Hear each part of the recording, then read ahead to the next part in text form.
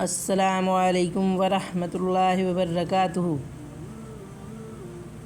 اسماعیل بن ابی خالد نے بیان کیا، کہا کہ میں نے قیس بن ابی حازم سے سنا، کہا کہ مجھے ابو مسعود انصاری نے خبر دی کہ ایک شخص نے کہا کہ یا رسول اللہ، قسم اللہ کی میں صبح کی نماز میں فلاں کی وجہ سے دیر میں جاتا ہوں،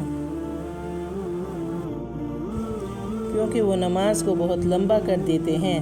میں نے رسول اللہ صلی اللہ علیہ وسلم کو نصیحت کے وقت اس دن سے زیادہ کبھی بھی غضبناک نہیں دیکھا۔ آپ صلی اللہ علیہ وسلم نے فرمایا کہ تم میں سے کچھ لوگ یہ چاہتے ہیں کہ عوام کو عبادت سے یا دین سے نفرت دلا دیں۔ خبردار، تم میں سے لوگوں کو جو شخص بھی نماز پڑھائے تو ہلکی پڑھائے، کیونکہ نمازیوں میں کمزور، بوڑھے اور ضرورت والے سبھی قسم کے لوگ ہوتے ہیں۔